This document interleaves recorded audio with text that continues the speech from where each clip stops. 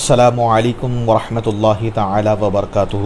دوستوں، بزرگوں، نوجوان شفیق ساتھیوں، سامعین اہل سنت، حضرات گرامی وقار، جیسے کہ آپ جانتے ہیں ماضی کے ایام میں متعدد بار میں MP3 کے ذریعے سے ہو، چاہے ویڈیو وغیرہ کے ذریعے سے ہو، آپ کے درمیان سنی ٹالکس پر حاضر ہوتا ہوں۔ مختلف علماء اہل سنت سے سوالات و جوابات ہوتے ہیں۔ تو آج شہر حیدرآباد دکن میں الحمدللہ ایک روزہ سنی اجتماع منعقد ہوا تھا، جس میں بطور مہمان خصوصی خلیفہ اہل سنت، خلیفہ حضور تاج الشریعہ و حضور محدث کبیر، ناشر مسلک اعلیٰ حضرت مفتی بدر الدین احمد قادری رضوی صاحب قبلہ دامت برکاتہم العالیہ کی آمد ہوئی۔ حضرت کی اجازت پر انشاءاللہ الرحمن آج حضرت سے ہم پوڈ کاسٹ کریں گے۔ چلیے چلتے ہیں حضرت کی جانب اور حضرت سے سوال فرماتے ہیں۔ السلام علیکم ورحمۃ اللہ تعالی وبرکاتہ۔ حضرت وعلیکم السلام ورحمۃ اللہ تعالی وبرکاتہ۔ کیسا مزاج گرامی حضرت آپ کا؟ الحمدللہ، سفر وغیرہ کیسا رہا حضرت آپ کا؟ بحمد تعالی آقاؤں کا کرم رہا، جی بہت بہتر رہا، اور یہاں پر حاضر ہو کر بڑی خوشی جی حاصل ہوتی ہے کہ یہاں شہباز دکن سبحان اللہ۔ کی کوششیں اور ان کی محنت شاقہ سے جی جو مسلک کا کام ہوا اور مسلک اعلیٰ حضرت کے حوالے سے جو بیداری یہاں دکھ رہی ہے، جی یہ یقیناً شہباز دکن پر خصوصی فیضان ہے، بالکل، اور ان کا فیضان یہاں کے لوگوں پر ہے، اور جی ان کی یہ کرامت ہے جی کہ صلح کلیہ زدہ جیسے ماحول میں جی انہوں نے جو مسلک اعلیٰ حضرت کی جوت جگائی ہے، جی یہ بڑی ہی مثالی بات ہے۔ سبحان اللہ، سبحان اللہ۔ حضور آج موقع ملا تو آپ کے تقریر سننے کے بعد ویسے تو آپ کے جو شاگردین ہیں اظہر صاحب، سید امتیاز صاحب، متعدد بار آپ کی ذات کے حوالے سے بتاتے تھے کہ آپ کی تقاریر، آپ کا علمی مقام بتاتے تھے، مگر آپ کی تقریر سننے کے بعد، آپ سے ملاقات کرنے کے بعد جو انہوں نے بتایا وہ یقین میں تبدیل ہو گیا۔ حضرت، میں چاہتا ہوں کہ آپ کے چاہنے والے جیسا ہندوستان میں موجود ہے تو آپ کا تعارف ان تک ہو، جیسا کہ تعارف سے مراد یہ ہے کہ آپ کی ولادت کہاں ہوئی اور آپ کا جو یہ تعلیمی سلسلہ کیسا رہا، کن کن مسائل سے آپ گزرے، کیسے تعلیم حاصل کی۔ میرا تو آبائی وطن اتر پردیش، ضلع بستی، جو اب کٹ کر اس سے سنت کبیر نگر ہوا جی ہے، جی وہاں کا ایک مشہور و معروف جو ہے علاقہ ہے جسے ہم تپا اوجیار کہتے ہیں۔ جی جی میرے گاؤں کا نام دسامہ ہے، جی وہیں پر میری ولادت ہوئی، اور چونکہ پیدائش کی تاریخ وغیرہ کا اہتمام تو اس طرح نہیں تھا، جی جی مگر جو رجسٹر میں میری تاریخ ولادت لکھی ہوئی ہے جی وہ 9/11/1983، جی یعنی 9/11/1983 جی یہ تاریخ ہے میری ولادت کی، جو رجسٹر میں موجود ہے، آدھار کارڈ وغیرہ میں، جی اور اسی کے حساب سے جی چلا آ رہا ہے سارا معاملہ۔ جی اور ابتدائی تعلیم جو ہے پرائمری کی میں نے اپنے گاؤں ہی میں پڑھی، ادارہ دارالعلوم اہل سنت رضویہ۔ ماشاء اللہ۔ میری تعلیم و تربیت میں بہت بڑا جو ہے ہاتھ رہا میرے استاذ، جنہیں ہم بڑے مولانا صاحب کہتے تھے، بڑے جی حضرت، جی جی حضرت علامہ مولانا معمار قوم ملت محمد حیدر علی صاحب قبلہ اشرفی دامہ ظلہ العالی۔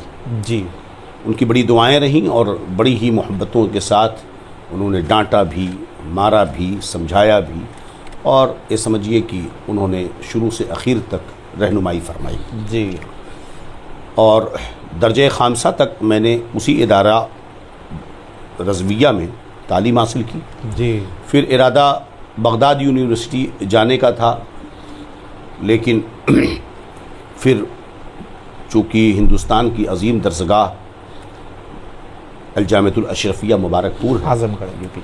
اور فقیر کو ابتدا ہی سے ایک قلبی لگاؤ رہا سرکار حضور محدث کبیر شہزادے صدر الشریعہ سبحان اللہ سبحان اللہ. علامہ ضیاء المصطفیٰ قادری دامت ظلہ العالی سے. جی ان کا انداز بیاں، جی. ان کے اخلاق، جی اور جی. ان کی گفتگو، اور یہ چیزیں مجھے بڑی اچھی لگتی تھیں. بالخصوص یہ بات تھی. سبحان ان کا اللہ. لباس سبحان اور ان اللہ. کے خطاب کا جو انداز تھا، چونکہ آپ کی تقریر بڑی مدلل اور احادیث کریمہ کی روشنی میں ہوتی تھی. سبحان اللہ. تو یہ شاید یہ میرے قلبی لگاؤ کا اثر رہا کہ روحانی فیضان رہا. جی اور الجامعۃ الاشرفیہ مبارک پور میں نے ایڈمیشن لیا، اور الحمدللہ پہلی بار ہی ٹیسٹ میں پاس ہوا، جی اور وہاں سے 2002 میں میری فراغت ہوئی ہے جی. الجامعۃ الاشرفیہ مبارک پور سے. دوران جو تعلیمی سفر رہا میرا، جی. یقیناً بڑا مشکل تھا، بڑے حالات کشیدہ. عجب تھے، کیونکہ جی علاقہ ہمارا کئی اعتبار سے مشکلوں سے دوچار بھی تھا. علمی ماحول گھروں میں نہیں تھا. البتہ ہماری دادی جو تھیں دادی ماں. بڑی دیندار تھیں، جی اور ہم یہ کہتے تھے کہ ہمارے چوکھٹ پر جب تک وہ رہیں، جی. رحمتیں ہمیشہ گھروں میں سامن بادوں کی طرح برستی تھیں. سبحان اللہ سبحان میں اللہ. شروع ہی سے اچھے کھانے کا شوقین تھا، جی جی جی. اور جب میری تعلیم کو دیکھ کر میرے والد صاحب جو ہے مجھے نوودے ودیالے میں داخل کرنا چاہتے تھے، جی جو گورنمنٹ کا ایک کوٹا ہوتا ہے، جی جی. لیکن میرا رجحان علم دین کی طرف رہا، اور شروع ہی سے میں جو ہے مذہبی محفلیں قائم کرتا رہتا تھا دوستوں جی. کو لے کر کے.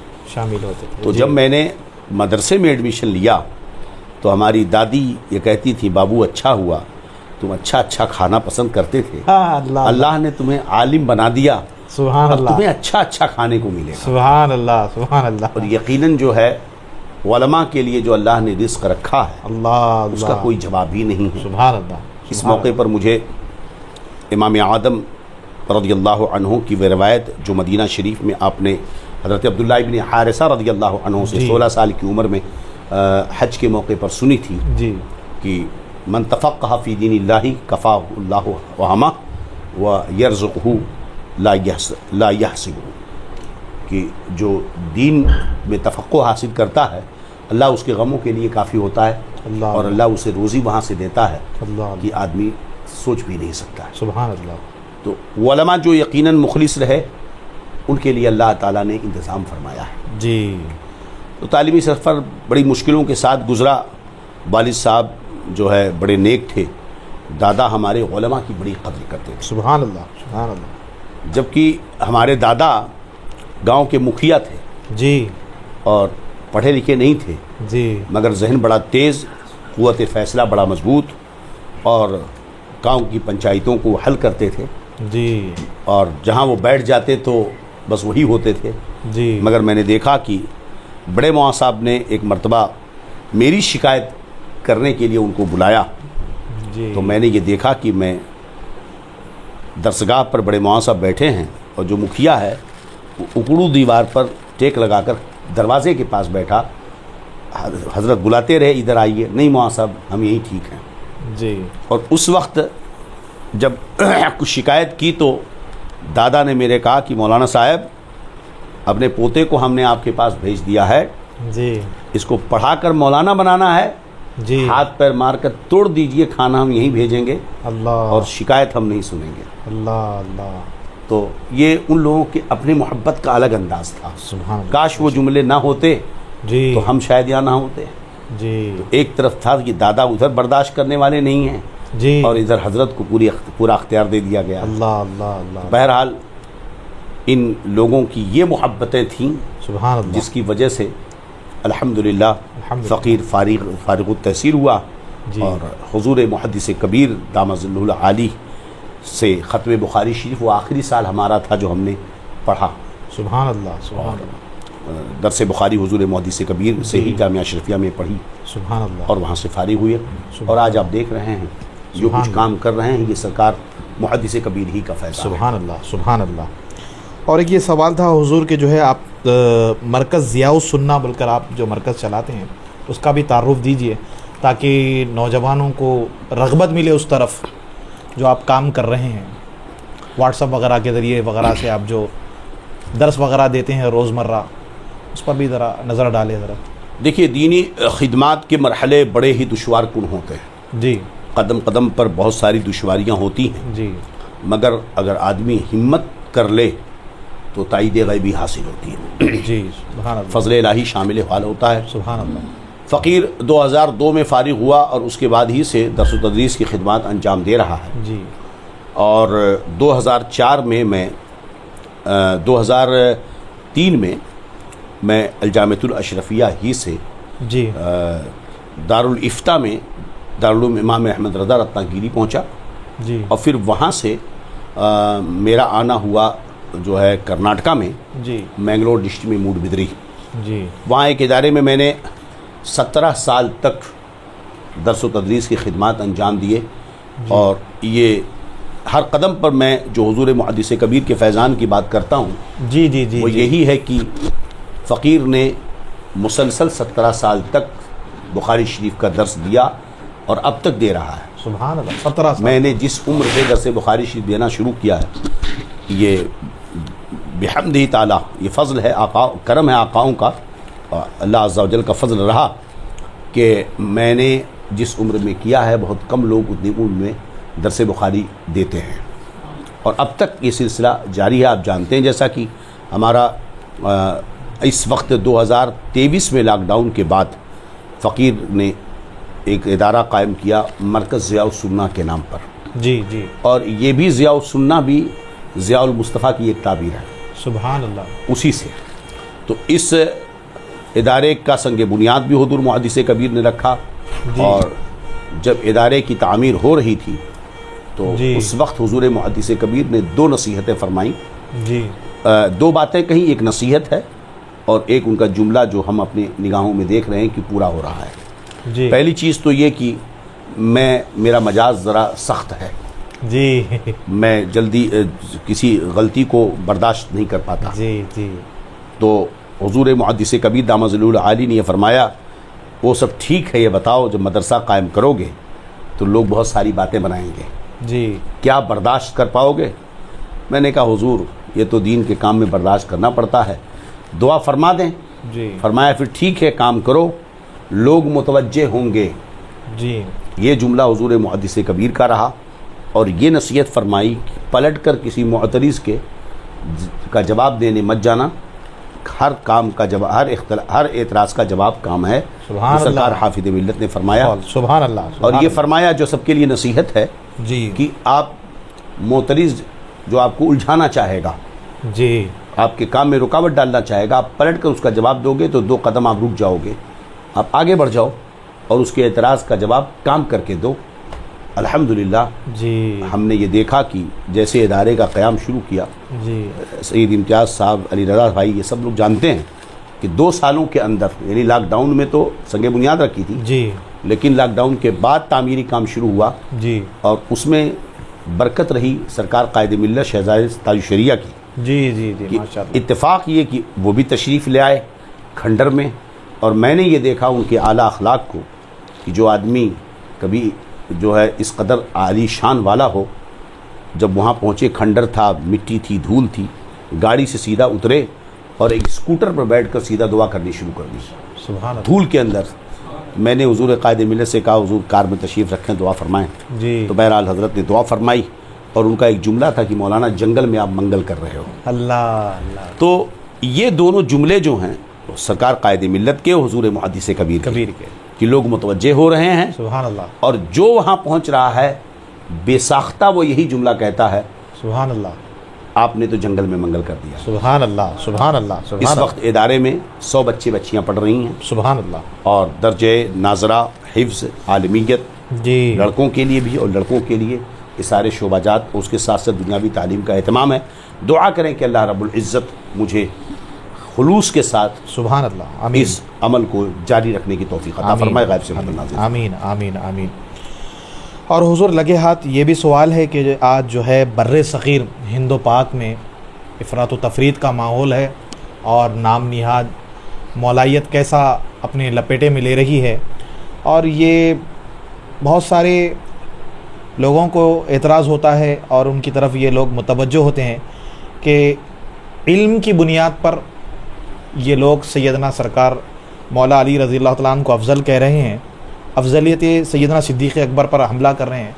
तो हज़रत ये बताइए कि जो है मतलब ये लोग ये कह रहे हैं कि ज़ाहिरी तौर पर खलीफा अव्वल हज़रत अबू बकर है, रूहानी तौर पर मौलाए कायनात है, इस पर आप रोशनी डालिए हज़रत। दरअसल ये एक तरह का धोखा है जी।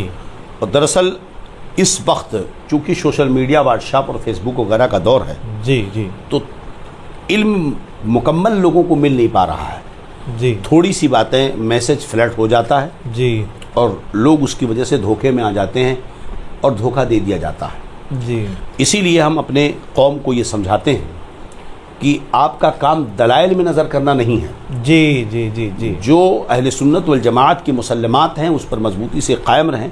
जी अगर कोई शुकूक व शुबहात डालता है जी तो उलमा के पास उन्हें लाया जाए जी और ख़ुद जाएं और वहाँ उसका हल तलाश करें। सुभान अल्लाह। यहाँ कितना ख़तरनाक ये रास्ता अपनाया गया कि इल्म की बुनियाद पर जी जी बिला शुबहा सैयदना अली मुर्तज़ा रज़ियल्लाहु अन्हु बाबो मदीनतुल इल्म है ना। बिल्कुल बिल्कुल। सर हदीस पाक ये है, बयान की जाती है कि फरमाया अना मदीनतुल इल्म व बाबुहा।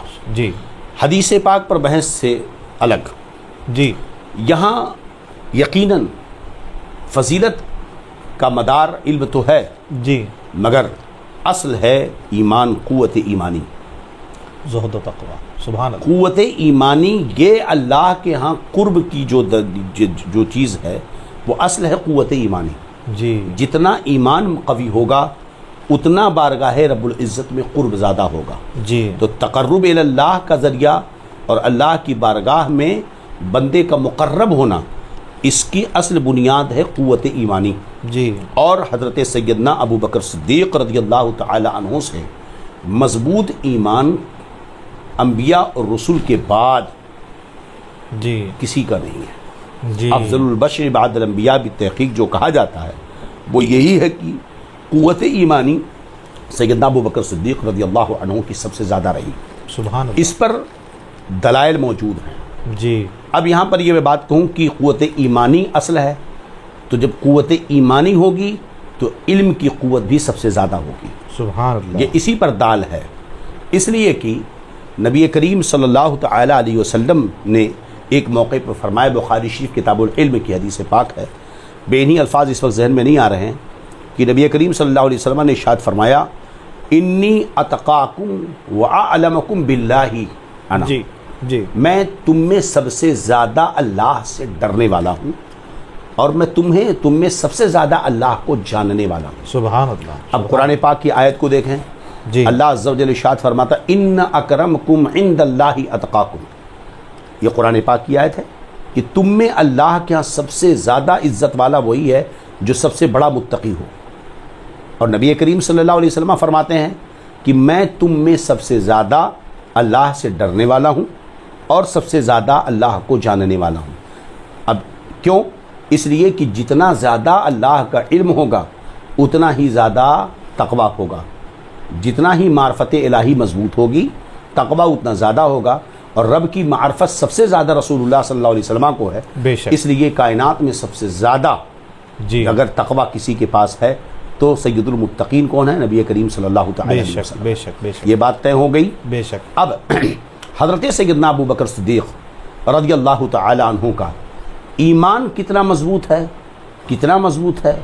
खुद नबी करीम सल्लल्लाहु अलैहि वसल्लम ने इरशाद फरमाया कि मैंने जिस किसी पर भी इस्लाम को पेश किया, हर किसी ने कुछ न कुछ ना शुबहा पशु पेश किया, जी। आगे पीछे बात करी, जी लेकिन सिवाय अबू बकर सिद्दीक़ वाह कि मैंने जैसे सुभान उन पर अल्लाह। इस्लाम पेश किया, सुभान ईमान अल्लाह। पेश किया, उन्होंने बगैर किसी तरद्दुद के फ़ौरन इस्लाम को कबूल किया। सुभान अल्लाह सुभान अल्लाह। तो ये तो हज़रत अबू बकर सिद्दीक़ रज़ियल्लाहु तआला अन्हु की क़ुव्वत ईमानी है। सुभान अल्लाह। और क़ुव्वत ईमानी हमने बता दिया कि क़ुव्वत ईमानी उसी बिना पर होगी जब रब की मार्फत सबसे ज़्यादा होगी। सुभान अल्लाह। तो गोया कि साबित हुआ कि हज़रत अबू बकर सिद्दीक़ का इल्म भी सबसे ज़्यादा है। सुभान क्योंकि अल्लाह। इल्म ज़्यादा होगा تو معرفت الہی زیادہ ہوگی، معرفت زیادہ الہی زیادہ ہوگی تو تقوی زیادہ ہوگا۔ سبحان اللہ۔ اب یہاں پر خود ایک روایت موجود ہے کہ نبی اکرم نور مجسم صلی اللہ علیہ وسلم نے ایک مرتبہ تشریف لائے اور آپ نے نصیحت فرمائی، اس کے بعد ارشاد فرمایا کہ اللہ تعالیٰ نے اپنے بندوں میں سے، اللہ کا ایک بندہ ہے جسے اللہ تعالیٰ نے اختیار دیا ہے کہ وہ چاہے دنیا کی زندگی پسند کرے چاہے وہ آخرت کی زندگی کو پسند کر لے۔ اللہ کے اس بندے نے آخرت کو پسند کیا ہے۔ راوی حدیث فرماتے ہیں کہ سب نے سنا مگر حضرت ابو بکر صدیق سن کر رونے لگے۔ اللہ، لوگوں نے یہاں تک کہا کہ یہ بوڑھے کو ہے نا، جی، کمزور آدمی کو، ان کو کیا ہو گیا ہے کیوں رو رہے ہیں؟ نبی کریم صلی اللہ علیہ وسلم نے تو یہ فرمایا ہے نا کہ ایک اللہ کا بندہ ہے جسے اللہ نے اختیار دیا ہے، اس میں رونے کی کیا بات ہے؟ اللہ، مگر بعد میں پتہ چلا کہ اللہ، وہ بندہ کوئی اور نہیں، خود رسول اللہ صلی اللہ علیہ وسلم ہیں، اور اللہ، اس چیز کو صحابہ میں کوئی نہ سمجھا، صرف اور صرف حضرت ابوبکر صدیق اللہ، سمجھے جو اللہ، مصطفیٰ کے سبحان اللہ، راز کو جاننے والے ہیں۔ واہ تو واہ، کلام میں مصطفیٰ کو سب سے زیادہ سمجھنے والے کون؟ حضرت سیدنا ابوبکر صدیق رضی اللہ عنہ ہیں، سبحان جو اللہ، فرمایا رازدار نبوت سبحان اللہ، لاکھوں سلام۔ سبحان اللہ۔ اب حضرت ابوبکر صدیق کا علم بھی سب سے زیادہ ہے، حضرت ابوبکر صدیق کا تقویٰ بھی سب سے بلند ہے، سبحان حضرت اللہ، ابوبکر صدیق کی فضیلت بھی سب سے بلند ہے۔ سبحان اللہ، خود حضرت سیدنا علی مرتضیٰ رضی اللہ تعالیٰ عنہ سے سوال ہوا۔ اب یہ اعتراض تو عموماً وہی کہتے ہیں جو اپنے آپ کو محب اہل بیت کہتے ہیں۔ جی جی جی، انشاءاللہ الحمدللہ سچے محبت کرنے والے ہم ہیں، جی اس لیے کہ محبت کی دلیل کیا ہے؟ جی، عربی کا شعر ہے، لو کان حبک صادقا لاطعته ان المحب لمن يحب مطیع۔ اگر تیری محبت سچی ہے تو جس سے تو محبت کرتا ہے اس کا تو فرما بردار ہوگا۔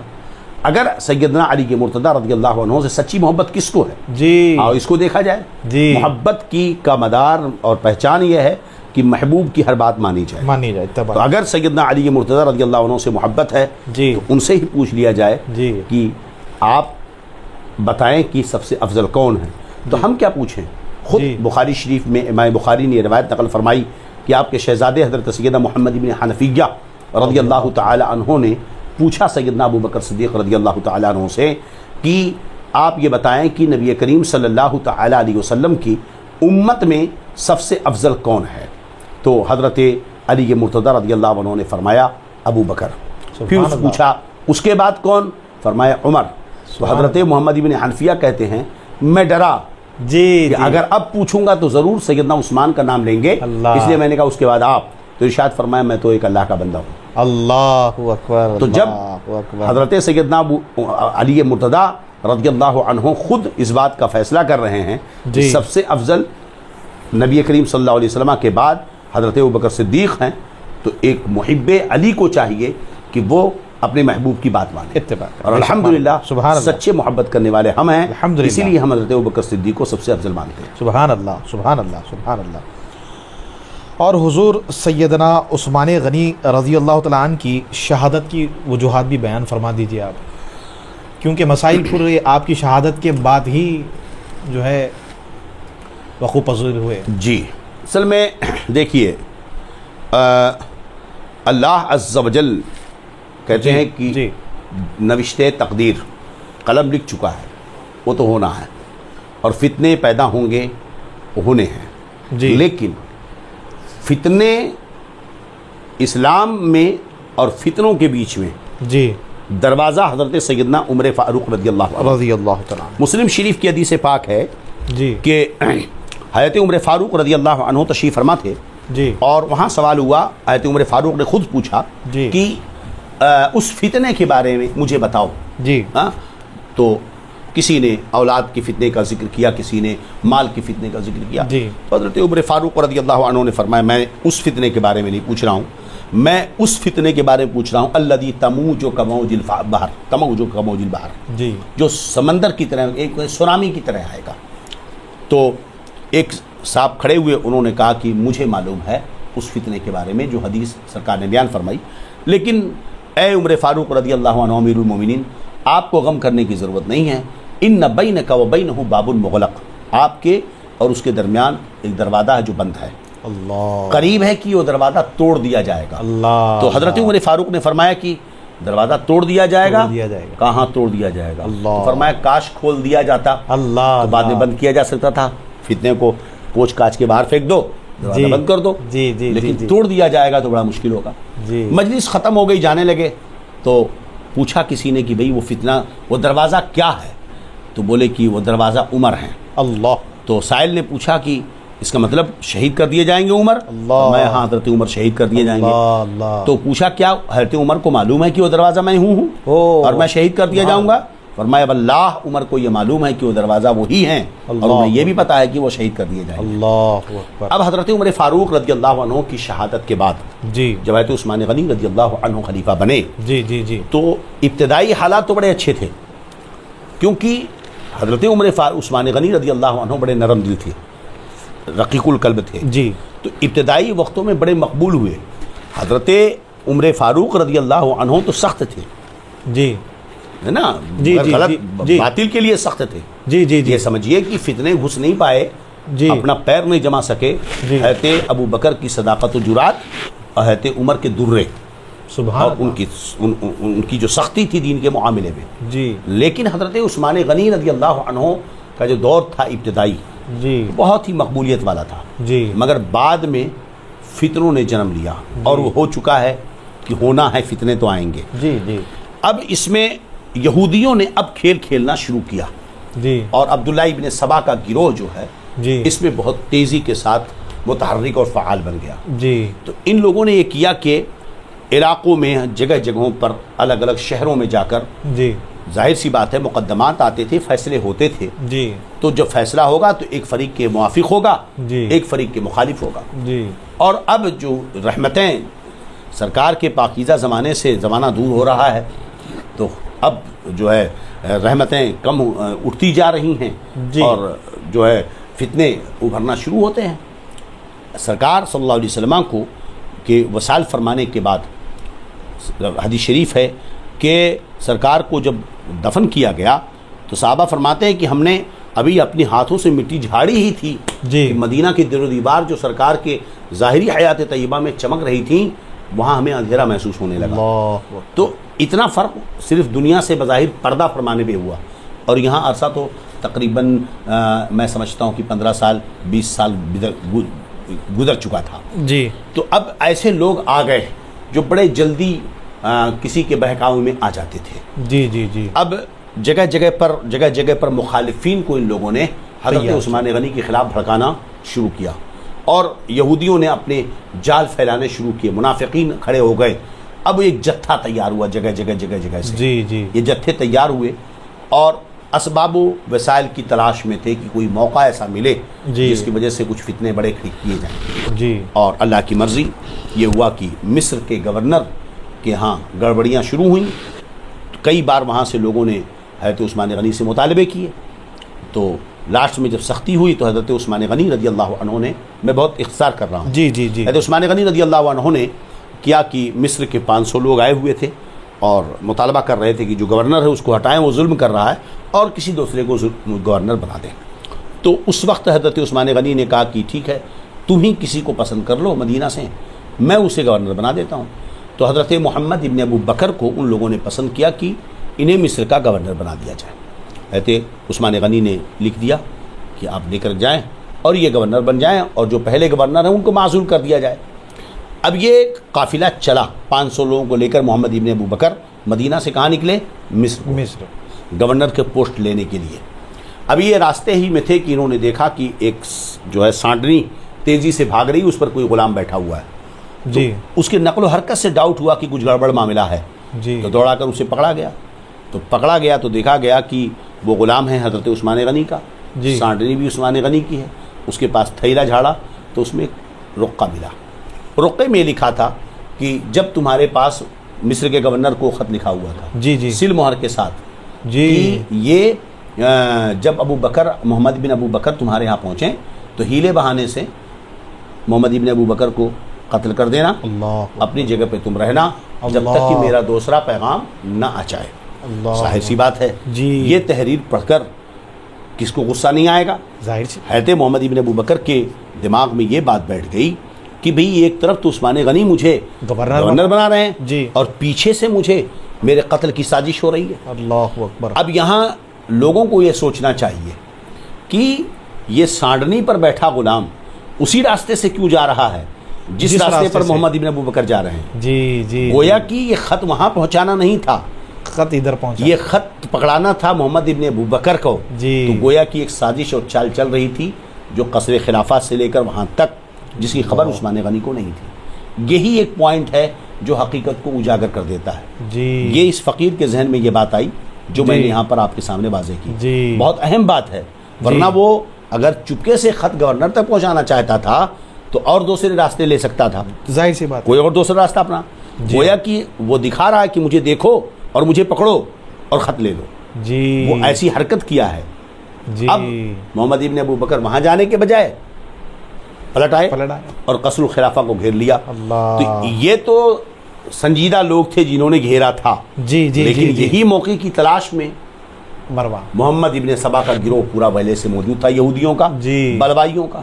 اب نہ جانے کہاں کہاں جہاں جہاں سے مخالفین کو ان لوگوں نے بھڑکا کے رکھا تھا عثمان غنی رضی اللہ عنہ کے خلاف, وہ سارے کے سارے لوگ فوراً, کیونکہ وہ اسی طاق میں بیٹھے ہوئے تھے, سارے کے ساتھ. ابھی اس وقت دیکھ لیجئے کہ عراق پہ حملہ کرنا ہوا جی تو 32 ملک ایک ساتھ اکٹھا ہو گئے. جی لیبیا پہ حملہ کرنا ہوا, سب اکٹھا ہو گئے. یعنی یہ ہمیشہ اسی پلان میں ہیں کہ کہاں سے مسلمانوں کو کمزور کیا جائے. جی تو جی یہ مضبوطی ان کی ہے. جی آنن فانن لاکھوں لوگ جو ہے حضرت عثمان غنی کے گھر کو گھیر لیے. اب سب کلمہ پڑھنے والے ہیں اور حرمت کلمہ کا احترام ہمیشہ رہا ہے. جی یہ اصل سبب بنا یہاں پر حضرت عثمان غنی کو گھر میں گھیرنے کا جی اور ان کے اوپر حملہ کرنے کا, جی جس کی بنا پر. اچھا, اب محمد ابن ابو بکر جو ہے حضرت عثمان غنی کو شہید نہیں کرنا چاہتے تھے اور نہ انہوں نے شہید کیا. جی جی جی انہوں نے گھیرا اور مطالبہ جاری تھا کہ بھئی ایسا کیوں کیا گیا, اس کا فیصلہ ہو, اس کا حساب و کتاب لیا جائے. جی نتیجہ یہی ہوا کہ حضرت علی مرتضیٰ تشریف لائے, اکابر صحابہ آئے, عثمان غنی سے بات چیت ہوئی اور حضرت عثمان غنی رضی اللہ عنہ نے قسم کھائی کہ جو ہے میں نے نہیں بھیجا. جی لیکن یہاں پر بات کی وضاحت ضروری ہے, جی بات جی اگرچہ لمبی ہو. جی اب وہاں پر جو خط لایا گیا تو لیٹر پیڈ بھی عثمان غنی رضی اللہ عنہ کا ہے, مہر بھی ہے, سل بھی انہی کی ہے, جی غلام بھی انہی کا ہے, جی سانڈنی بھی انہی کی ہے. جی مگر عثمان غنی رضی اللہ عنہ کہتے ہیں کہ میں نے نہیں لکھا ہے. جی مروان موجود تھا جی وہاں پر. ابن تو حکم, اب یہ ہوا کہ مروان کا یہ کام ہے, مروان کو بھیجا جائے. اب مروان کو دینا چاہیے, تو لوگ کہتے ہیں مروان کو حوالے کیوں نہیں کیا. جی ہاں جی ہاں, سوال سوال یہ کرتے ہوتا ہے ہیں. کہ مروان کو حوالے کیوں نہیں کیا. یہ یاد رہے کہ مسلم شریف کی ایک روایت ہے, جی ایک صحابی رسول ہیں, اس وقت نام مجھے نہیں یاد آ رہا ہے, جی. اب کتاب ہوتی تو میں حدیث آپ جی. کے سامنے کھول کے رکھتا, جی کہ وہ کہتے ہیں کہ کاش میں آج ایمان لایا ہوتا. کیا وہ بات تھی؟ جنگ ہو رہی تھی. جی کہتے ہیں کہ ایک کافر تھا جو بڑی ہی تیزی کے ساتھ چالاکی سے کئی لوگوں کو اس نے شہید کر دیا. میں اس کے گھات میں لگا اور گھات میں لگنے کے بعد میں نے موقع پایا اور اسے پٹکا, اس کے سینے پہ سوار ہو گیا. اور جیسے میں سوار ہوا تو اس نے کہا لا الہ الا اللہ محمد رسول اللہ صلی اللہ علیہ. میں نے اس کی گردن مار دی. جی کلمہ تو پڑھا اس نے, جی مگر میں نے اس کو قتل کر دیا, جی یہ سوچ کر کہ یہ اب تک تو مسلمانوں کو مار رہا ہے, جی اب جب دیکھا میری جان جا رہی ہے تو کلمہ پڑھ رہا ہے, جی تو موت کے ڈر سے کلمہ پڑھ رہا ہے, سچ جی. میں کلمہ نہیں پڑھ رہا, اس لیے میں نے مار دیا. سرکار کی بارگاہ تک خبر پہنچ گئی. اللہ میں پہنچا تو نبی کریم صلی اللہ علیہ وسلم نے فرمایا تم نے اسے قتل کر دیا. کہاں یا رسول اللہ؟ فرمایا کہ تم نے اسے قتل کر دیا جبکہ اس نے لا الہ الا اللہ کہا. جی انہوں نے کہا یا رسول اللہ, اس نے دل سے کلمہ نہیں پڑھا تھا, موت کے ڈر سے پڑھا تھا. نبی اکرم نور مجسم صلی اللہ علیہ وسلم نے فرمایا حلا شققت قلبہ, حلا شققت قلبہ, حلا شققت قلبہ, جلال سے فرمایا اللہ, کیا تم نے اس کا دل پھاڑا تھا؟ اللہ, دیکھا تھا کہ اس نے دل سے پڑھا تھا کہ اللہ, ڈر سے پڑھا تھا؟ اللہ. صحابی رسول فرماتے ہیں کہ سرکار کا جلال دیکھ کر میں کانپ گیا اور کہنے لگا کاش میں اب تک ایمان نہ لایا ہوتا, آج ایمان لایا ہوتا اللہ سرکار کے اکبر, جلال کی اللہ بنا اکبر, پر. اللہ. تو کلمے کی حرمت کا یہ عالم ہے کہ کلمہ اس نے پڑھا تو تم نے کیوں قتل کر دیا. اللہ. اب یہاں پر ایک طرف مروان کلمہ پڑھ رہا تھا, وہ اس جی, کے بارے جی. میں کیا تھا کیا نہیں تھا وہ اپنی جگہ ہے. جی مروان ایک طرف کلمہ پڑھ رہا تھا, ظاہری حال اس کا اسلام کا تھا. اب تحریر کی بنا پر کہ تحریر مروان کی ہے تو جی تحریر کا فائدہ تو ہمیشہ ملزم کو ہو جائے گا. وصول ہے جی الخط تو یشبہ الخط, تحریر کی نقل ہو سکتی ہے. جی تو کیا یہ تحریر دلیل بن سکتی ہے کہ اس کی بنا پر مروان کو قتل کر دیا جائے؟ جی یہ دلیل شرعی ہے. نہیں، نہیں، ہمیں حکم ہے دلیل شرعی پہ عمل کرنے کا۔ سبحان اور عثمان غنی جیسا خلیفہ کیا شریعت کے خلاف کام کرے گا؟ ہرگز نہیں۔ اب یہ تو نفرت ہے اور ایک بغض و عداوت ہے جو یہاں رشتہ داری، خاندان، قبیلہ جوڑا جاتا ہے۔ اسلام میں ان پاکیزہ نفوس قدسیہ نے کبھی رشتہ داریوں کا خیال نہیں کیا، کبھی انہوں نے اپنوں کا خیال نہیں کیا ہے۔ انہوں نے جب بھی خیال کیا ہے تو اسلام کے پرچم کا، کلمہ اسلام کا اور دین کا خیال کیا۔ سبحان اللہ۔ اب اس لیے حضرت عثمان غنی نے مروان کو حوالے نہیں کیا، کیونکہ یہاں پر اگر وہ حوالے کر دیتے تو وہ مارا جاتا، جبکہ دلیل شرعی وہاں پر اس کے جرم پر کے لیے ثابت نہیں ہو رہی تھی، جی، اس لیے حضرت عثمان غنی نے اسے حوالے نہیں کیا۔ سبحان اللہ، سبحان اللہ، سبحان اللہ۔ اب اس کے بعد تو شہادت کا واقعہ تو آپ جانتے ہیں۔ جی جی، یہ تو ان لوگوں کے غلط رویوں کی بات کر رہا ہوں جو لوگوں کے درمیان فتنہ کھڑا کرتے ہیں۔ جی جی، اللہ تعالی ہمیں اس سے محفوظ فرمائے۔ آمین آمین آمین۔ اب روافظ کا آپریشن تو ہو رہا ہے حضرت، لگے ہاتھ یہ بھی کہ جو ہے آج کل جو ہے ہمارے اہل سنت کے نوجوان بچے اس طرح مرعوب ہو رہے ہیں۔ سیدنا علی رضی اللہ تعالیٰ عنہ کے تعلق سے جو منسوب عید غدیر ہے، یہ عید غدیر کیا ہے اور یہ منانا کیسا حضرت؟ جی، عید غدیر دیکھیے، روافظ کا آپریشن تو ہونا چاہیے، مگر جی، ہماری کوشش یہ ہے کہ جو ناسمجھ ہیں یا جی، ان کے چنگل میں پھنسے ہیں جی جی، وہ صحیح راستے پہ آ جائیں، جی جی، کیونکہ ایمان اور عقیدہ یہی اصل سب سے بڑی دولت ہے، جیسا کہ آج آپ نے سرکار محدث کبیر سے جی، سماعت کیا، نصیحت کیا۔ جی جی، دیکھیے، یہ عید غدیر، یوم غدیر جو ہے، جی، یہ حقیقت یہی ہے کہ یہ شیعہ روافظ کی ایجادات ہیں۔ جی، دراصل یہ عید غدیر منانے کے پیچھے وہ وہی خلیفہ اول اور خلیفہ بلا فصل کی اسٹریٹجی، ہاں، وہ ان کا وہی کیا ہوتے ہیں، اسٹریٹجی، ان کا جی، منصوبہ دراصل منصوبہ ہے۔ وہاں وہ یہ کہنا یہ چاہتے ہیں کہ حضرت علی مرتضیٰ جو ہے رضی اللہ تعالی عنہ کے تعلق سے نبی اکرم نور مجسم صلی اللہ علیہ وسلم نے وہیں فرمایا کہ من کنت مولا فعلی مولا، جی، اللہ موالے من والا۔ اب یہاں پر وہ عاد من عادہ، پوری روایت تو پڑھنی چاہیے، جی، ہے نا؟ پس منظر کسی بھی بتانا چیز چاہیے۔ کا معنی اور مفہوم طے کرنے کے لیے ضروری ہے کہ اسے ہر طریقے سے دیکھا اور پرکھا جائے۔ دراصل اس کے پیچھے معاملہ یہ ہے کہ کسی ایک موقع پر حضرت سیدنا علی مرتضیٰ رضی اللہ عنہ کو اور دو لوگوں کو سرکار نے کہیں بھیجا تھا، جی، ایک موقع پر وہاں کچھ معاملہ ہوا مال غنیمت کے مال تعلق غنیمت کے۔ سے یا جو ہے کچھ مال وصول کرنے کے تعلق سے، تو جو ساتھی تھے ان کو اعتراض تھا حضرت علی مرتضیٰ رضی اللہ تعالیٰ عنہ۔ سمجھے؟ جی، تو مولا مشکل کشا رضی اللہ عنہ پر ان کو اعتراضات تھے اور وہ آ کر کے انہوں نے سرکار سے شکایت کر دی، جبکہ وہاں حضرت علی حق بجانب تھے۔ جی، ٹھیک ہے، تو اب اس موقع پر حضرت رسول اللہ صلی اللہ علیہ وسلم نے یہ فرمایا، من کنت مولا فعلی مولا، میں جس کا مولا ہوں علی بھی علی بھی اس کے مولا، مولا ہیں، میں جس کا مولا ہوں علی بھی اس کے مولا، علی بھی اس کے مولا ہیں۔ تو اب اے اللہ، جو علی سے محبت کرے اس سے تو بھی محبت کر، اور جو علی سے نفرت کرے اس سے تو بھی جو ہے نفرت کر۔ یہاں مولا سے مراد کیا ہے؟ جی، بمانا خلافت ہے کیا؟ یہ مولا سے کس اعتبار سے خلافت مراد دی جاتی ہے؟ جی جی جی جی، میں جس کا مولا ہوں علی اس کے مولا ہیں۔ تو اب ایک بات بتائیے کہ یہاں کتنی خطرناک شیعہ اور رافضیوں کے وہ گندے عقیدے کی ترجمانی دبے لفظوں میں کر رہے ہیں، وہ کھل کے نہیں کر پا رہے ہیں۔ نبی کریم صلی اللہ علیہ وسلم کیا حضرت آدم کے مولا نہیں ہیں؟ ہاں،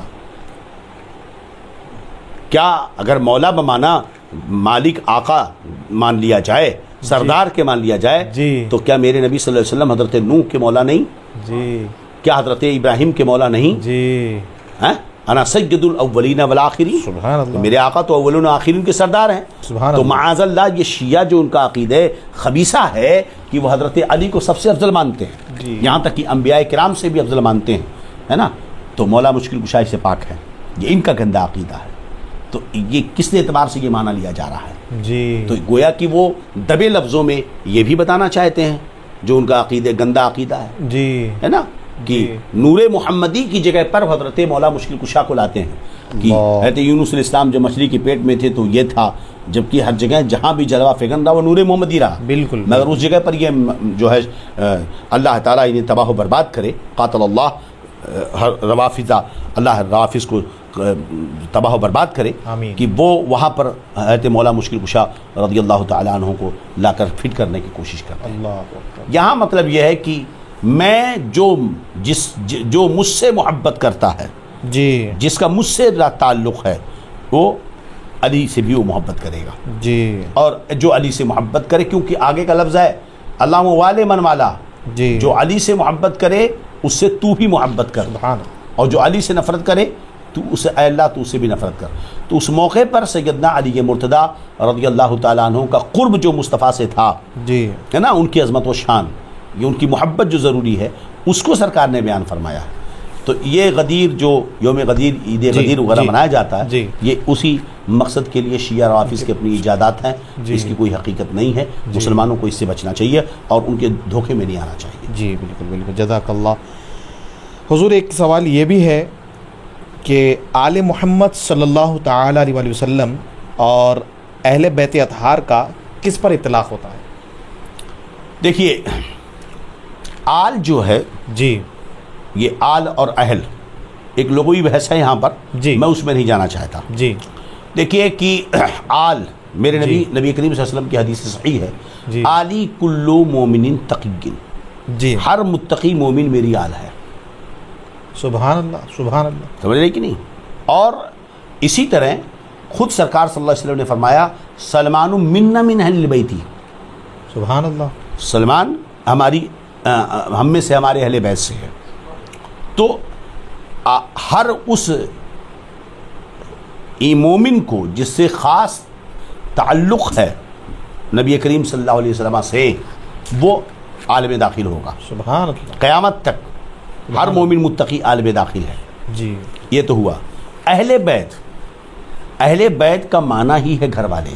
سبحان اللہ. بے شک. اہل بیت کے معنی ہوتا ہے گھر والے، گھر والے، ہے نا. اب جو قرآن مقدس کی آیت ہے انما یرید اللہ لیذھب عنکم الرجس اہل البیت ویطہرکم تطہیرا، جی ہے نا، کہ اللہ چاہتا ہے اے اہل بیت کی تمہیں جو ہے خوب خوب پاک کر دے اور ساری گندگی تم سے دور کر دے. یہ آیت کریمہ ہوئی.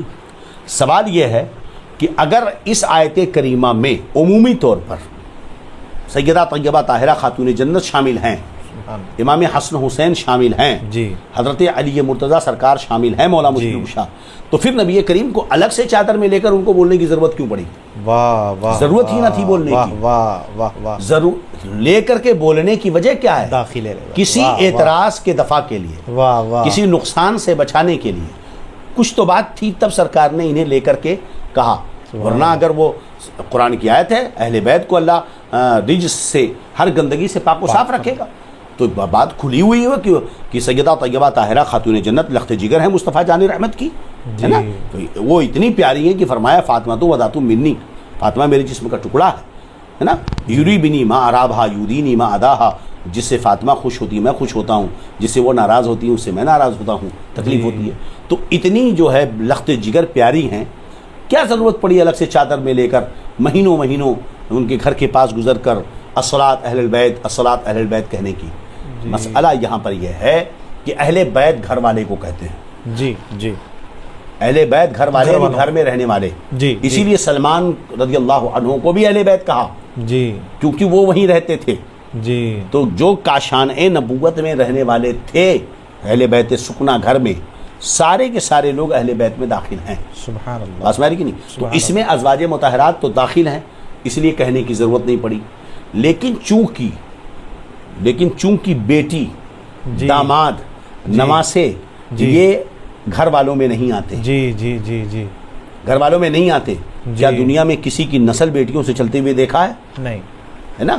تو کہا جاتا ہے کہ بھئی بیٹی شادی کر دے گی، اب نسل اس کی دوسرے گھر سے چلے گی. بالکل تو بالکل. یہی چیز ہے اور یہی چلی آ رہی ہے. جی. یہی اسلام کا اصول بھی ہے، جی. کہ نسل باپ سے چلتی ہے، جی ماں سے نہیں چلتی. جی. مردوں سے چلتی ہے، عورتوں سے نسل نہیں چلتی ہے، جو خاندان جو چلتا ہے، جی. ہے نا. تو لیکن اب کہیں یہ خصوصیت سیدہ طیبہ طاہرہ خاتون جنت کی ہے. سبحان کہ نبی اللہ. کریم صلی اللہ تعالی وسلم نے یہ فرمایا کہ اللہ تعالیٰ نے ہر بنی آدم کی اولاد کو اس کی پیٹھ میں رکھا ہے، میری اولاد کو اللہ نے علی کی پیٹھ میں رکھا ہے۔ واہ واہ میری ذریت کو کہاں رکھا ہے؟ سبحان علی کی اللہ، پیٹھ میں۔ سبحان اللہ۔ مگر وہ بھی علی کی پیٹھ میں جو اولاد رکھی ہے اور سیدہ طیبہ کے بطن پاک سے ہوں گی، واہ یہ واہ فضیلت واہ، ان کے لیے ہے، سبحان سب اللہ، کے لیے نہیں ہے۔ سبحان اللہ، سبحان یہ اللہ، فضیلت صرف کس کے لیے ہے؟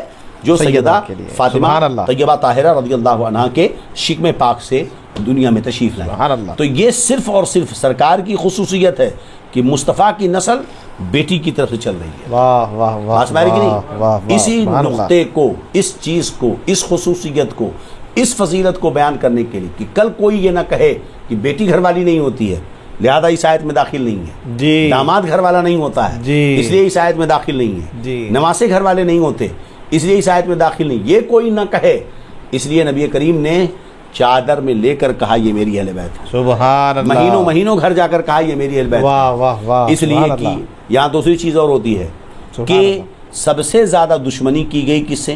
نبی کریم صلی اللہ علیہ وسلم بے سے۔ شک، ٹھیک ہے، سب سے زیادہ دشمنی کس سے کی گئی؟ نبی کریم صلی اللہ علیہ وسلم سے، اور صحابہ نے سب سے زیادہ محبت کس سے کی؟ نبی کریم صلی اللہ علیہ وسلم سے، ٹھیک ہے نا؟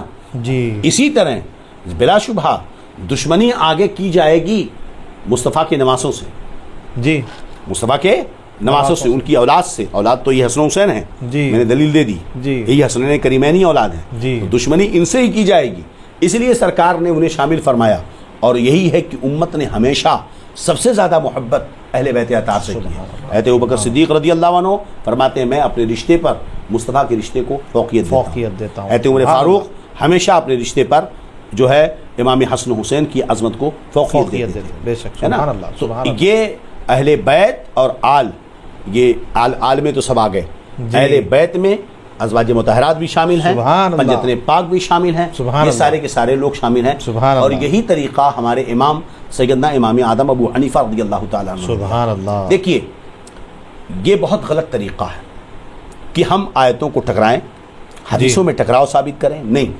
سب سے بہتر طریقہ وہی ہے کہ ہم آیات و احادیث کو، احادیثوں کو اور آیات قرآنیہ کو ٹکرانے سے بچائیں، اور اصل یہی ہے۔ تو اب یہاں پر ٹکراؤ ختم کہ یہ بھی اہل بیت ہیں وہ بھی اہل بیت ہیں۔ سبحان اللہ، سبحان اللہ، سبحان اللہ۔ جی لگے حضرت یہ بھی حضور یہ بھی جو ہے جواب عنایت فرمائیے، یزید پر کیا حکم شرع ہے حضرت؟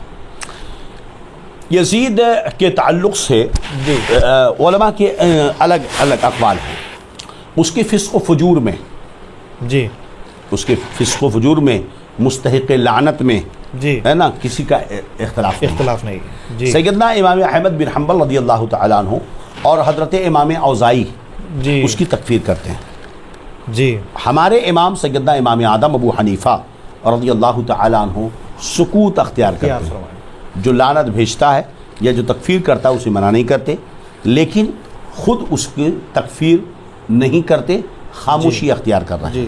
اور ہمارا بھی اس معاملے میں وہی موقف ہے کہ یزید کو کافر کہنے سے ہم اپنی زبان کو روکیں گے، لیکن اعلیٰ حضرت رضی اللہ تعالیٰ عنہ نے جو تحریر فرمایا اس کے تعلق سے علیہ ما یستحق من لعنت اللہ، فتاوی رضویہ شریف میں اعلیٰ حضرت رضی اللہ تعالیٰ عنہ نے یزید کے حوالے سے یہ لکھا کہ جو اللہ کی لعنت کا وہ مستحق ہے، وہ انتہائی فاسق و فاجر، اس کے جرم ثابت ہیں، وہ ظالم ہیں، اہل بیت اطہار پر اس نے ظلم کیا۔ اب مسئلہ یہ ہے کہ چونکہ واقعات کربلا میں تحقیق و تفتیش کے جو مراحل رہے جی، وہ بڑے دشوار کن رہے، جی، حکومت ان کے ہاتھ میں تھی، جی، ساری چیزیں ان کے پاس تھیں، جی، تو بہت سی باتیں دبیں، بہت سی باتیں اٹھیں، تو اس لیے دلائل ثابت نہ ہو پائے کہ یزید کی کفر کو متعین کیا جا سکے۔ جی، اور آپ یہ جانتے ہیں، میں نے حدیث پہلے سنا دی جی، کہ جب تک سورج کی طرح روشن دلیل کسی کے کفر پر قائم نہ ہو جائے جی، اسے کافر نہیں کہیں نہیں گے۔ کہہ سکتے۔ جی، اور آج کے موجودہ زمانے اچھا یہاں پر ہم یہ ذکر کر دیں، جی، یہاں پر ہم یہ ذکر کر دیں، ہمارا کچھ جگہیں ایسی ہوتی ہیں جس معاملے میں بحث سے ہمیں بچنا چاہیے، جیسے یہی یزید نے جو کیا ہے نا، ہم مولا حسین کے ساتھ ہیں، ہم مولا حسین کے ساتھ ہیں، شہدائے کربلا کے ساتھ ہیں۔ بے شک، یزید جو نے یہ کیا اللہ خوب بہتر جانتا ہے جی. اور وہ بہتر بدلہ دینے والا ہے. بے شک. ہمارے ساتھ جب ہم اس وقت تھے نہیں، تحقیق نہیں، جب امام اعظم ابو حنیفہ رضی اللہ تعالیٰ عنہ جیسی شخصیت اور ذات نے وہاں سکوت اختیار کیا، تو ہمیں بھی چاہیے کہ ہم خاموش رہیں. جی. کوئی یہ نہ کہے کہ امام اعظم ابو حنیفہ رضی اللہ تعالیٰ عنہ کوئی ایسے ہی ویسے آدمی تھے. نا، جی. وہ تھے جن پر امام جعفر صادق اعتماد کرتے تھے، سبحان اللہ. جن کے مقلدین شیعہ موجود ہیں. روافظ بڑی تعداد میں امام اعظم ابو حنیفہ کے مقلدین ہیں. حضرت محمد بن حنفیہ کے سب سے بڑے مؤید تھے حضرت امام اعظم ابو حنیفہ. سبحان اللہ. اہل بیت اطہار سے بے پناہ محبت کرتے تھے سبحان اللہ. امام اعظم ابو حنیفہ رضی اللہ عنہ. سبحان اللہ. امام اعظم ابو حنیفہ رضی اللہ عنہ کی ذات پر کبھی کسی شیعہ نے اعتراض نہیں کیا ہے جی. ان کے محب اہل بیت ہونے میں.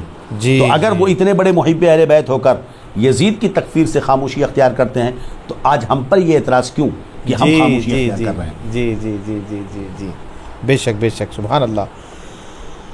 فی زمانہ جو سواد اعظم اہل سنت ہے، اس کو منسوب کیا جاتا ہے مسلک اعلیٰ حضرت سے. بالکل. تو آج جو ہے کچھ اہل علم حضرات کا بھی جان کر بھی انجان بنتے ہیں اور یہ سوال کرتے ہیں کہ یہ مسلک اعلیٰ حضرت پانچواں مسلک ہے. کیا یہ مسلک اعلیٰ حضرت پانچواں مسلک ہے حضرت؟ دراصل مسلک اعلیٰ حضرت کی تعبیر سے عدم جہالت جی. یا عناد جی. یا حسد و بغض و جلن، جی. یا تو یہ جہالت، عناد، بغض و جلن ہے، جی. جی. جی. انہی چیزوں میں سے کوئی ایک چیز ہے. جی. مسلک اعلیٰ حضرت کوئی مسلک الگ ہے ہی نہیں، جی. کوئی مذہب الگ ہے ہی نہیں. جی. اصل میں اس کو اگر آپ یوں سمجھیں کہ پہلے جب 1500 سال پہلے جی. کیا کہا جاتا تھا؟ مسلمان مسلمان کہا جاتا تھا. ظاہر سی بات. دور صحابہ آیا، جی. مسلمان ہی کہا جاتا تھا. جی. دور تابعین آیا، مسلمان ہی کہا جاتا تھا. جب معتزلہ کا فرقہ کھڑا ہوا جی. اور حضرت شیخ ابو الحسن اشعری رضی اللہ تعالیٰ عنہ سے ان کے درمیان بحث ہوئی اور انہوں نے ایک الگ عقیدہ گڑھا اعتزال کا، تو اس وقت شیخ ابو الحسن اشعری رضی اللہ عنہ اپنے متبعین کے ساتھ معتزلہ کے رد میں کھڑے ہوئے. تو ان لوگوں نے اپنا نام اصحاب العدل والتوحید رکھا، اور امام ابو الحسن اشعری اور ان کے متبعین نے اہل حق کا نام کیا رکھا؟ اہل سنہ والجماعہ. سبحان اللہ. اہل سنت والجماعت. تو اہل سنت والجماعت کی جو اصطلاح ہے، جو تعبیر ہے، یہ تو سرکار کے زمانے میں ظاہری حیات طیبہ میں تھی نہیں. جی. جی. صحابہ کے ظاہری حیات طیبہ میں تھی نہیں. جی. اور اس کے بعد تابعین کے دور میں تو تھی نہیں. جی. تو یہ جو اصطلاح ہوئی، یہ کیا ہے؟ جی. کیا یہ اسلام سے ہٹ کر کوئی ہے معاذ اللہ؟ نہیں. اسی عقیدہ راسخہ صحیحہ کی تعبیر ہے مسلک اہل سنہ والجماعہ، جس کو نبی کریم صلی اللہ علیہ وسلم نے فرمایا فرقہ ناجیہ کے تعلق سے ما انا علیہ و اصحابی، جس پر میں ہوں، یعنی جو میری سنت ہے اور میرے صحابہ کی جماعت جس پر ہے. یہ ہوا اہل سنہ والجماعہ. جی. اب اہل حق کی پہچان اہل سنہ والجماعہ سے ہوئی. جی. یہ چلتا رہا. لیکن اس کے بعد اسی میں خارجی داخل ہوئے، جی. جو خود کو اہل سنہ والجماعہ کہنے لگے. جی. پھر اور آگے آئے تو جتنے باطل فرقے پیدا ہوتے رہے، سارے باطل فرقے کے لوگوں نے اپنے آپ کو اہل سنہ والجماعہ کہنا شروع کیا. تو ہر دور میں پہچان کے لیے تعبیر میں فرق کیا جاتا رہا. جی. حضرت سیدنا امام اعظم ابو حنیفہ رضی اللہ تعالیٰ عنہ کے جو ہے زمانے میں اہل سنہ والجماعہ کی پہچان پوچھی گئی آپ سے. جی. اہل سنہ والجماعہ کی پہچان کیا ہے؟ تو فرمایا حب تفضیل الشیخین. جی. تفضیل الشیخین، شیخین کو سب پر فضیلت دینا صحابہ میں. جی. وہ حب الخطرین، اور حضرت علی مرتضیٰ مولا مشکل کشا سے سیدنا عثمان غنی رضی اللہ عنہ سے محبت کرنا. والمسح علی الخفین، موزے پر مسح کرنا، یہ سنی کی پہچان ہے. اللہ. یہ امام اعظم ابو حنیفہ رضی اللہ عنہ سنی جنتی کی پہچان میں تفضیل شیخین، حب الخطرین، اس کے بعد مسح علی الخفین کی بات کرتے تھے. اللہ. کہ موزوں پر مسح کرنا، ایک دور وہ تھا کہ موزوں پر مسح کرنا یہ جنتی ہونے کی پہچان تھی. اللہ. اللہ. کیوں؟ اس لیے کہ جو ہے خوارج اور رافضی یہ موزوں پر مسح کی جواز کے قائل نہیں تھے. اللہ. اللہ. اس لیے جو سنی ہوگا وہی موزے پر مسح کرے گا. سبحان اللہ. تو تعبیریں تو بدلتی رہیں. واہ. اس دور میں غیر مقلدین اپنے آپ کو کیا کہتے ہیں؟ سنی اہل کہتے سنت ہیں۔ والجماع۔ بالکل۔ تبلیغی جماعت والے اہل سنت والجماع، سنت جماعت اسلامی والے اہل سنت والجماع۔ اس دور میں مخالفین مجھے یہ بتا دیں کہ ان سے الگ کرنے کے لیے اہل سنت والجماعت کی کون سی تعبیر ہو سکتی ہے جس جی۔ سے وہابی، دیوبندی، نیچری، قادیانی یہ سب باہر نکل جائیں؟ کوئی ایسا لفظ لائیں جامع اور مانع جو ان کو ہم سے الگ کر دیں۔ تو مسلک اعلیٰ حضرت سے بڑھ کر کوئی دوسری تعبیر نہیں ہے۔ تو مسلک اعلیٰ حضرت دراصل مسلک اہل سنت والجماعت کی ایک تعبیر ہے، جی مسلک اہل سنت والجماعت کی تعبیر ہے۔ یہ کوئی نیا نام ہے ہی نہیں، اصل ہے وہ مسلک اہل سنت والجماعت۔ جی یہ اسی کی ایک تعبیر ہے اس زمانے میں غیروں سے اہل سنت والجماعت کو الگ کرنے کے لیے۔ جی۔ گویا کہ یہ کہہ لیجئے کمپنی وہی ہے، پروڈکٹ وہی ہے، لوگوں نے نقل کرنا چاہا تو اس پر ٹریڈ مارک مسلک اعلیٰ حضرت کا لگا دیا گیا۔ اللہ اللہ۔ اسے پانچواں کا نام دینا یہ بیوقوفی ہے۔ بھئی وہ تو مذہب ہیں چار، جی مذہب حنفی، شافعی، شافعی، مالکی، حنبلی، حنبلی۔ وہ مذہب ہیں، مذہب ہے، ان سب کا بھی مسلک اہل سنہ ہے۔ بے شک بے شک بے شک۔ وہ اس کا تعلق عقیدے سے ہے جی اور اس کا تعلق جو ہے معمولات سے ہے، جی فروعیات سے ہے۔ تو جی۔ دونوں میں فرق ہے۔ وہی عقیدہ شافعی کا ہے، وہی عقیدہ مالکی کا ہے، جی۔ وہی عقیدہ حنبلی کا ہے، وہی جی۔ عقیدہ شافعی کا ہے، چاہے وہ اختیاری رسول کے تعلق سے ہو، علم غیب مصطفیٰ کے تعلق سے ہو، جی۔ حیات نبی کے تعلق سے ہو، اولیاء کرام کے تعلق سے ہو، صحابہ کرام کے تعلق سے ہو، انبیاء کرام کے تعلق سے ہو، ذات باری تعالیٰ، صفات باری تعالیٰ کے تعلق سے ہو، جی۔ سب کے عقیدے ایک ہی ہیں، جی۔ اگرچہ مسائل میں آپس میں اختلاف پایا جاتا ہے، اور اسی کا نام اہل سنت والجماعت ہے۔ سبحان اللہ، تو سبحان سب کے سب تو ایک ہی ہیں۔ جی اس دور میں ان سے امتیاز کے لیے مسلک اعلیٰ حضرت کہا جاتا ہے۔ سبحان اللہ سبحان اللہ۔ جیسے کہ آپ جانتے ہیں حضرت، ہندوستان کے آج حالات جو کشیدہ ہیں، ایسے نازک وقت میں کیا مسلمانوں کو سیاست اور احتجاج میں حصہ لینا چاہیے؟ دیکھیے، سیاست میں تو حصہ لے سکتے ہیں، جی مگر ہمیشہ یاد رہے کہ قرآن فرماتا ہے جی وَلَا تَهْنُوا وَلَا تَحْزَنُوا جی۔ وَأَنْتُمُ الْأَعْلَوْنَ إِن كُنتُم مُؤْمِنِينَ۔ جی مسلمانوں کی بقا، تحفظ، عروج و ارتقاء کا مدار ان کا ایمان ہے، اصل ہے ان کی ترقی و بلندی کا ضامن قوت ایمانی۔ بے شک، ایمان پر استقامت ہے تو عروج و ارتقاء اور بلندی ہوگی۔ سیاست دروازے پر بھیک مانگے گی، طاقت اور قوتیں دروازے پر سلامی دیں گی۔ جی سیاست میں حصہ لے سکتے ہیں بشرطے کہ ایمان اور عقیدے کا سودا نہ کیا جائے۔ جی رہا احتجاج، تو احتجاج یہ ہماری سمجھ میں نہیں آتا۔ ہاں، کیونکہ ہندوستان میں اگر صرف اور صرف مسلمان تنہا احتجاج کرتے ہیں تو وہ احتجاج اس دور میں نقصان پہنچا رہا ہے، جی۔ نہ کہ وہ فائدہ پہنچا رہا ہے۔ جی جی جی اگر مسلمان احتجاج کرنا چاہتے ہیں، ضرورت ایسی محسوس ہوتی ہے، جی تو جو موجودہ سیاسی پارٹیاں ہوں جی اور جو سیکولر دوسرے ہندوستان کے غیر مسلم لوگ ہیں، جی۔ جو مسلمانوں کے ساتھ ہمدردی رکھتے ہیں اور مسلمانوں کے ساتھ آتے ہیں، انہیں لے کر کے اگر احتجاج ہو، وہ ان کے ساتھ سپورٹ ہو، تو احتجاج سمجھا فائدہ پہنچا سکتا ہے، ورنہ جی۔ بہتر ہے کورٹ کے دروازے کھلے ہیں، جی۔ بحث کی جائے، مقدمے لڑے جائیں اور اپنے حقوق کے مطالبات جو ہے کیے جائیں۔ جی احتجاج میں نتیجہ یہ ہو رہا ہے کہ لوگ عورتوں کو اتار رہے ہیں، جی نوجوان لڑکوں کو اتار رہے ہیں، پولیس لاٹھی چارج کر رہی ہے، جی کیس ہو رہا ہے، لڑکوں کی زندگیاں برباد ہو رہی ہیں، جی۔ 20-25 سال تک نوجوان لڑکے جیلوں میں پڑے رہ جا رہے ہیں۔ تو کوئی بھی قدم اٹھانے سے پہلے چند چیزیں سوچنا دیکھنی چاہیے، ہوتی بے ہے۔ شک۔ نمبر 1، کیا شریعت اس کی اجازت دیتی ہے؟ جی۔ نمبر 2، اس کی ضرورت ہے، اگر ضرورت ہے تو کیا نفع بخش ہے؟ یہ ساری چیزیں دیکھنی ہوں گی۔ نفع اور نقصان کو دو دیکھا جائے گا، نفع زیادہ ہے یا نقصان زیادہ ہے، تو یہ ساری چیزیں دیکھی جائیں اور اس کے بعد اپنے قدم کو اٹھایا جائے۔ جی۔ ہم یہ دیکھ رہے ہیں جتنے احتجاجات ہوئے، نقصان ہوا، نفع نہیں ہوا۔ اس جی۔ لیے مسلمانوں کو اس پر غور کرنے کی ضرورت ہے، جی۔ یا تو بہتر راہ عمل تیار کریں جی اور ایک منظم طریقے پہ کام کریں، جی اور یا اس کے معاملے میں کوئی بہتر راستہ تلاش کرنے کی جی۔ دانشور کوشش کریں۔ جی جی جزاک اللہ۔ آج کے نوجوان کہتے ہیں حضرت، ہم صرف قرآن و حدیث کو مانتے ہیں، جی۔ پھر فقہ اور مسلک کی کیا ضرورت ہے؟ فقہ اور مسلک کی کیا ضرورت ہے؟ جی یہ تو ایسے ہی ہوا. ہمارے ہاں کہتے ہیں گڑ کھایا اور گلگلے سے پرہیز. جی جی. ہم قرآن حدیث کو مانتے ہیں جی. تو پھر یہ کیسے کہتے ہو کہ فقہ کو نہیں مانتے؟ جی. علماء اور آپ نے کیا پڑھا؟ فقہ اور مسلک کی کیا ضرورت؟ مسلک کی کیا ضرورت ہے؟ ہمیں سیکھ ہے فقہ اور مسلک کی کیا ضرورت ہے؟ تو یہ ہوا کہ آپ گڑ کھا رہے ہو اور کہتے ہو میں گلگلا نہیں کھاؤں گا. اللہ قرآن حدیث جب آپ مان رہے ہو تو قرآن ہی تو کہہ رہا ہے نا فَاسْأَلُوا أَهْلَ الذِّكْرِ إِن كُنتُمْ لَا تَعْلَمُونَ. جب نہیں جانتے ہو جاننے والوں سے پوچھو. یہ جاننے والے کون ہیں؟ جی جاننے والے کون ہیں؟ قرآن ہی کہہ رہا فَلَوْلَا نَفَرَ مِن كُلِّ فِرْقَةٍ مِنْهُمْ طَائِفَةً لِيَتَفَقَّهُوا فِي الدِّينِ. جی تم میں سے کیوں نہیں ایک گروہ نکلتا، ہر جماعت میں سے ہر گروہ میں سے ایک جماعت میں سے گروہ کیوں نکلتا جو دین میں تفقہ حاصل کرے؟ تو اگر تفقہ کی ضرورت نہیں ہے فقہ کی تو قرآن کیوں کہہ رہا ہے جا کے تفقہ حاصل کرو اگر اس کی ضرورت نہیں ہے؟ ٹھیک ہے.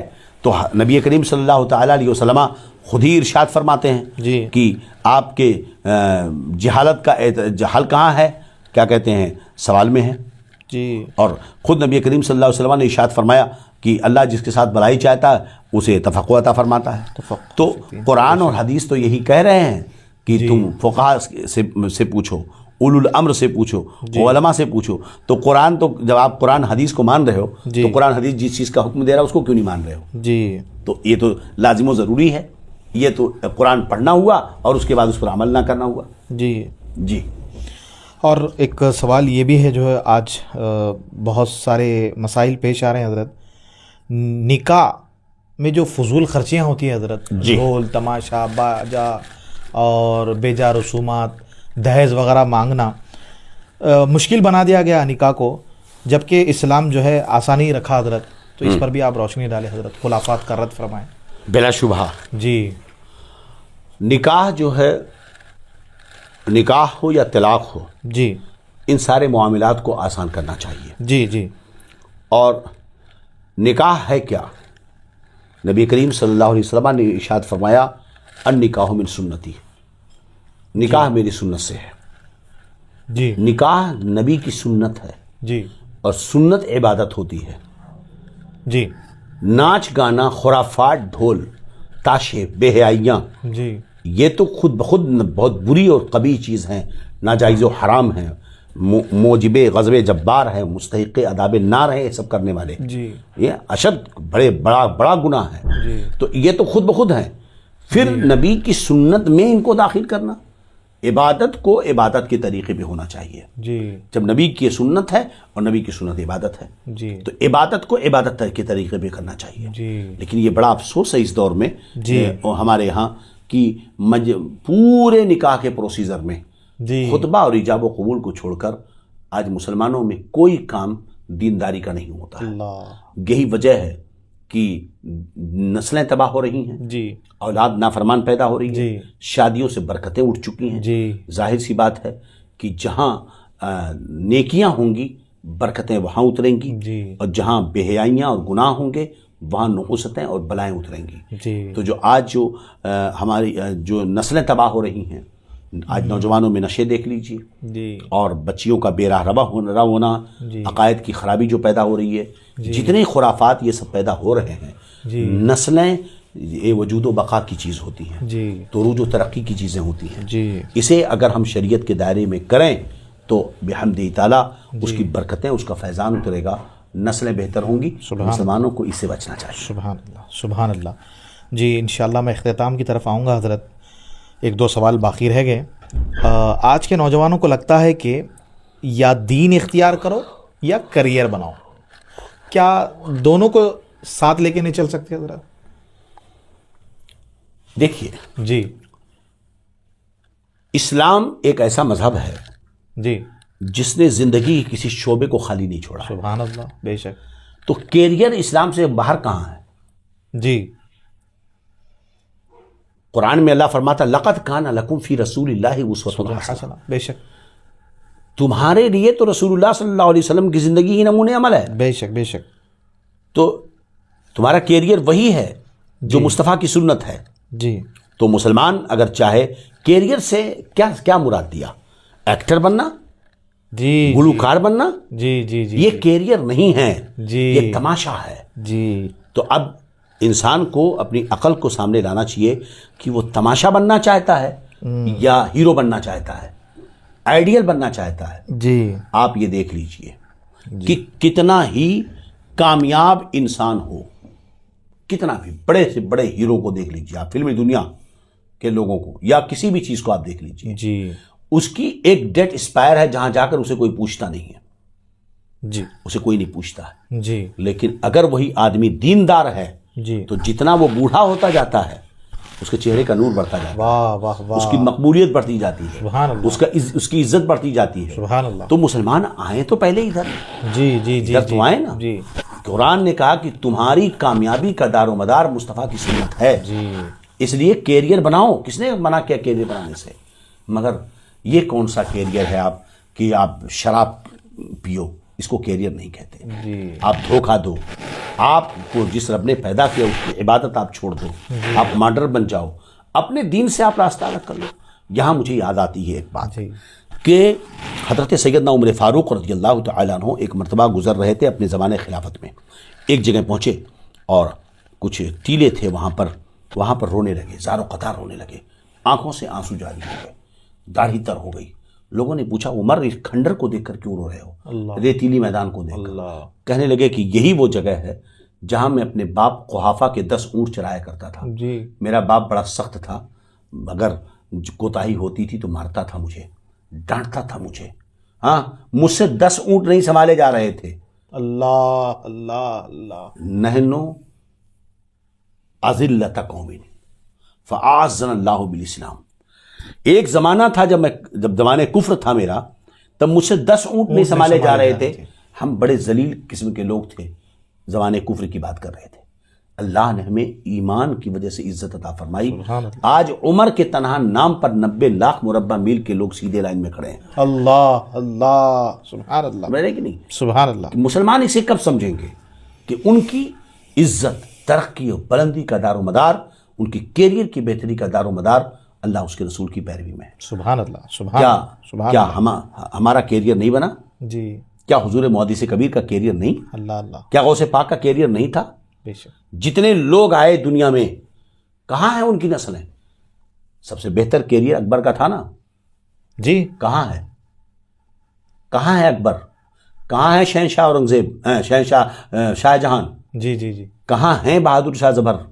جی کہاں ہے پرتھوی راج؟ ذرا یہ جن کے کیریئر تھے جی ذرا جی ان کی نسلوں کو بتا دو کہاں ہیں۔ جی جی، البتہ ہم تمہیں بتا دیں گے کہ آج بھی غوث پاک کہاں ہے، سبحان اللہ، واہ خواجہ معین الدین کہاں ہے، واہ واہ، اعلیٰ حضرت کہاں ہے۔ واہ واہ واہ واہ واہ واہ، موجودہ حالت میں دنیا کی حالت دیکھ لو، دلیپ کمار کو کون یاد کر رہا ہے؟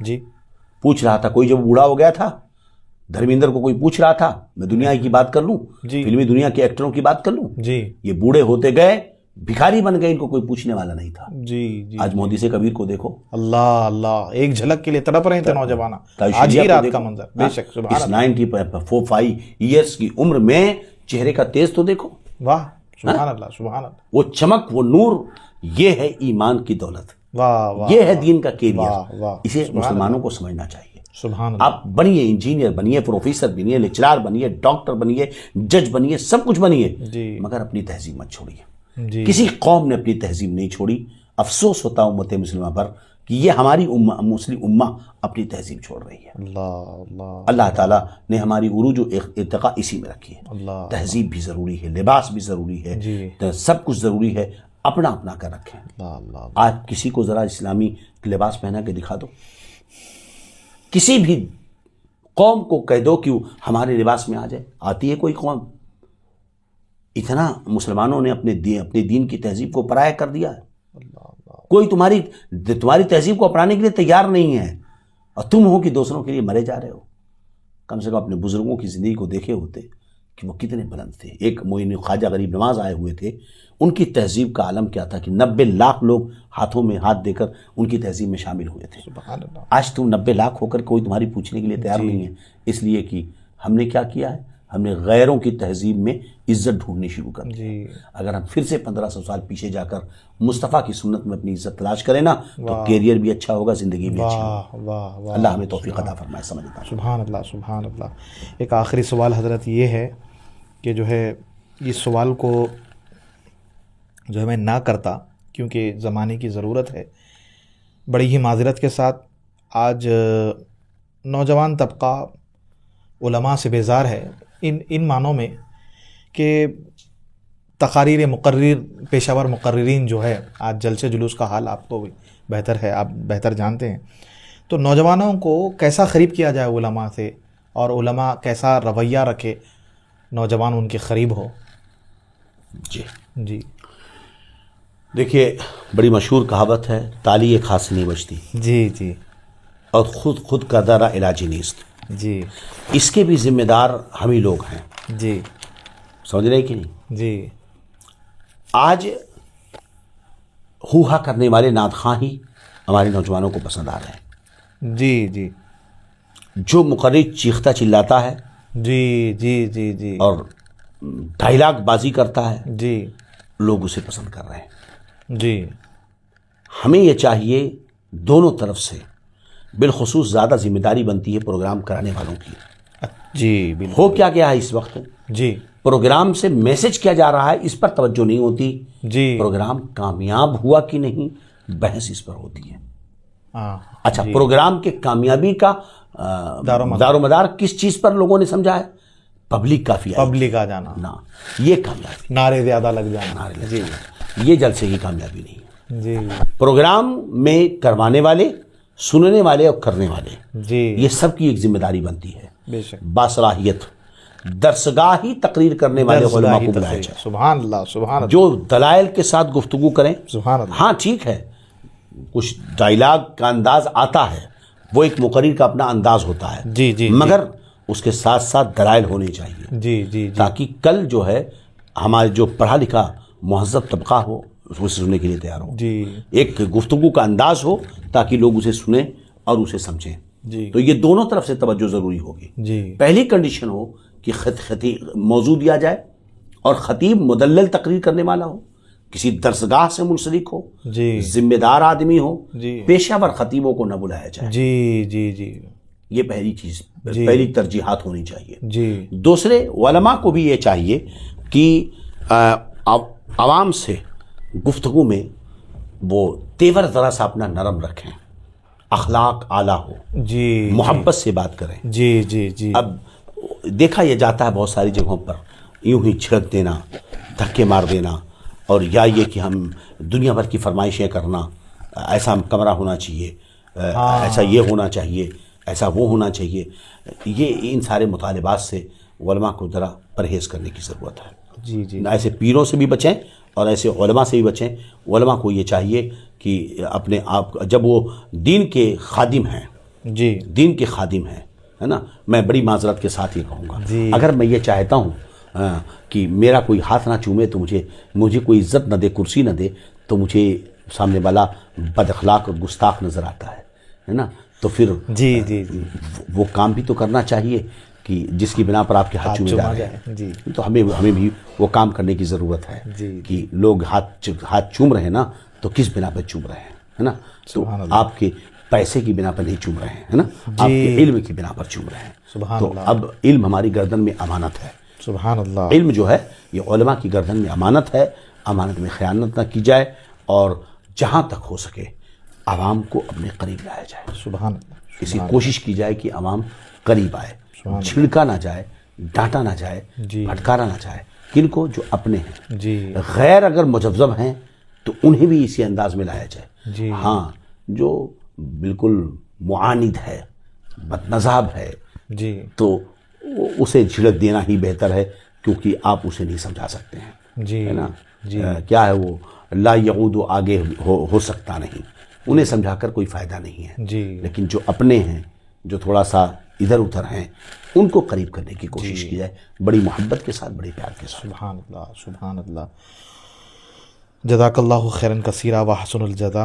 اصول کے اعتبار سے اور زہد و تقویٰ کے اعتبار سے تو دعا تو آپ سے کرانی تھی، مگر آپ کا زہد و تقویٰ، آپ کا علم، آپ کی عاجزی، آپ کی انتصاری، اس کی بنیاد پر میں نے یہ فیصلہ کیا، اور دل یہ چاہ رہا ہے کہ میں آپ کے لیے دعا کروں، دعا گو ہوں اللہ تبارک و تعالیٰ کی بارگاہ میں کہ اللہ تبارک و تعالیٰ آپ کے علم میں، آپ کے عمل میں بے پناہ برکتی عطا فرمائے آمین آمین اور آپ کا فیضان آپ کے شخان پر اور اہل سنت پر جاری و ساری فرمائے، اہل سنت کے لوگوں پر جاری و ساری فرمائے. اور اللہ تبارک و تعالیٰ سے میں دعا گو ہوں مولا بوسیلہ محمد الرسول اللہ صلی اللہ تعالیٰ علیہ وسلم، حضرت کے ظاہر پر بھی کرم فرمائے، حضرت کے باطن پر بھی کرم فرمائے، اور جو آپ مشن لے کے چل رہے ہیں مسلک اعلیٰ حضرت کا، اس کی ترویج اور اس کی اشاعت کا، اہل سنت کی ترویج اور اس کی اشاعت کا، اللہ تبارک و تعالیٰ آپ کی مدد فرمائے، آپ کی نصرت فرمائے. جزاک اللہ خیرا کثیرا واحسن الجزا.